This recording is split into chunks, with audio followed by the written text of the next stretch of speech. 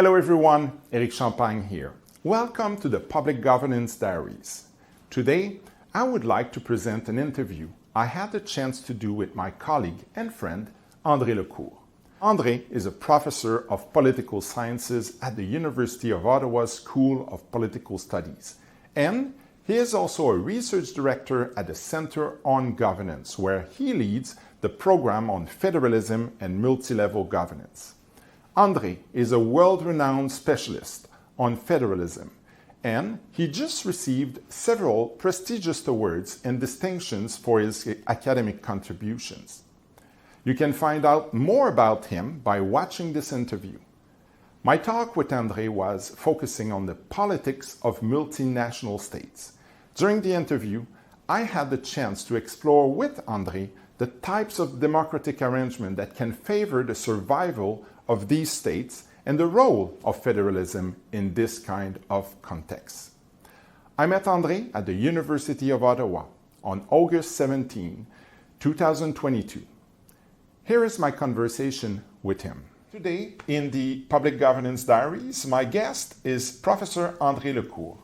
André is actually a colleague of mine, professor of political sciences at the School of Political Studies, and he is also a research director at the Center on Governance, where he leads the program on federalism and multi-level governance. I must mention that he is currently the president of the Canadian Political Science Association. I also would like to say that he received several prestigious awards lately. First of all, he received the Excellence in Research Award from the University of Ottawa's Faculty of Social Sciences. And on top of that, he has been elected this year as a Fellow of the Royal Society of Canada, which is pretty much the highest honor an academic can achieve in the arts, social sciences, and sciences. So, André, congratulations for all those amazing achievements of yours, and thank you for accepting our invitation today. Thanks for having me. So, today I would like our talk to focus more specifically on one of your preferred research topics, the politics of multinational states.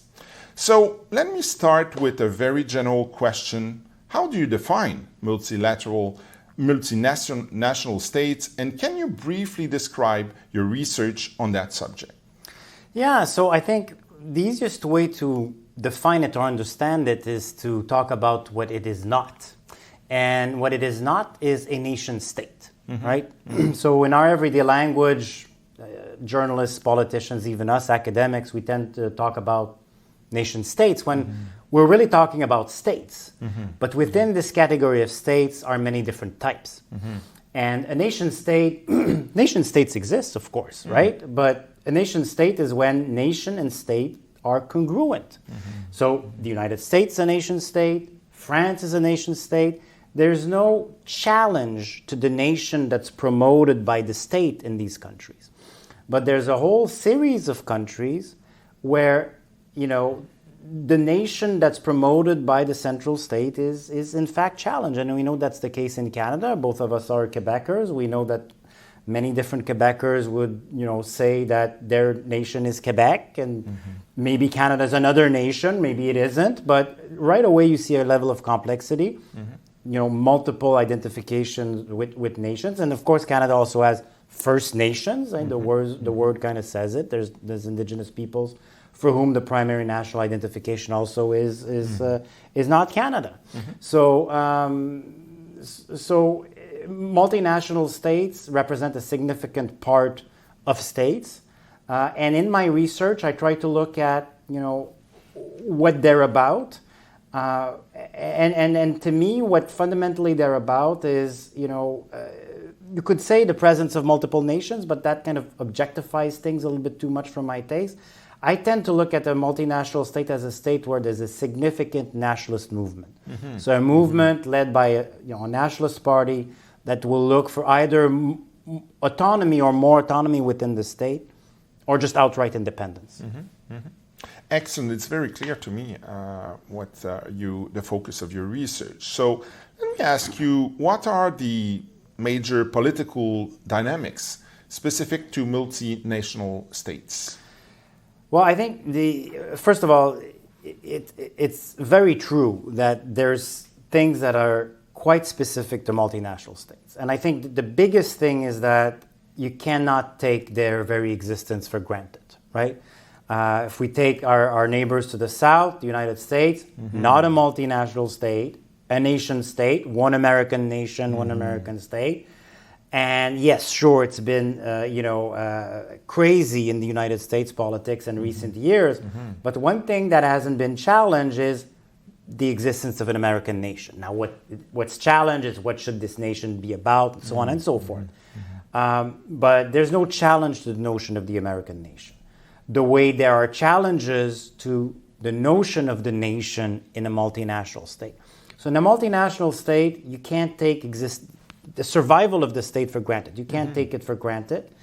Politicians there typically have for their most important task to make sure that the territorial conflicts and cleavages don't get so bad that the country might break up, essentially, right? So, in addition to kind of what we consider to be normal politics, so left-right opposition and discussions on public policy questions, in multinational state, there's also this question of self-determination. How does that get reconciled with the state, and how do states move forward, having to deal with these questions constantly, because they do. It's never let's solve it, put this to bed. It's always about kind of negotiating the place of the different nations within the state. It's absolutely fascinating and so relevant for the current context. So let me ask you then, what types of democratic arrangements can favor the survival of these states? Well, states have a lot of potential tools in their toolkits. And typically they'll want to start with things that are less, in their view, less compromising. So, states will typically look to perhaps extend rights regimes to be, something very sturdy. They might look to empower the national minority within central institutions, or even to have kind of a power-sharing arrangement between majority and minority group. What's more difficult to do for states is to provide autonomy, especially significant autonomy, to a national minority. But that's almost always what the nationalist movement want, right? So there you have a bit of a tricky situation, because in many political cultures and traditions, autonomy seem to be threatening to the survival of the state. I argue that it's the opposite, right? But for politicians having to make these decisions, it's difficult. So typically in a democratic context, it will be rare that a state can, if you will, get away managing multinationalism without offering autonomy. So that takes us to federalism, essentially, which is an idea, a principle of governance, I would argue, as well as an institutional setup that allows to, some reconciliation between unity and diversity, self-rule, shared rule, living together yet apart, that maximizes the chances of a multinational state to survive and to thrive. And Andre, it's such a fascinating conversation, and if people want to know more about the topic, can you suggest some of your latest publication on the subject? Yeah, so in the last few years I published a couple of books. One is a collective book edited with a couple of colleagues with McGill Queen's University Press called Constitutional Politics in Multinational States. And here again we look at, what's specific to multinational states when it comes to formulating, reforming, negotiating a constitution and constitutional rules, right? Because again, you have many different national groups, many different views of the nation, of the state, of society, and so on and so forth. So there's an added dimension to, negotiating a constitution there. And then in my most recent book, published by Oxford University Press in 2021, called Nationalism, Secessionism, and Autonomy, there I look at, what is it that makes a nationalist movement look for independence as opposed to be satisfied with autonomy? And what I find there is that a state, a multinational state, will be most successful in getting a national minority to be satisfied with autonomy as opposed to looking for independence if it offers an autonomy that can be adjusted in time, if it keeps the relationship between the national minority and the state, if it keeps it open to discussion and ongoing negotiation, so that the national minority feels recognized, as ontologically recognized, we would say, and if it feels like its actual autonomy and powers can be adjusted to circumstances that are always changing.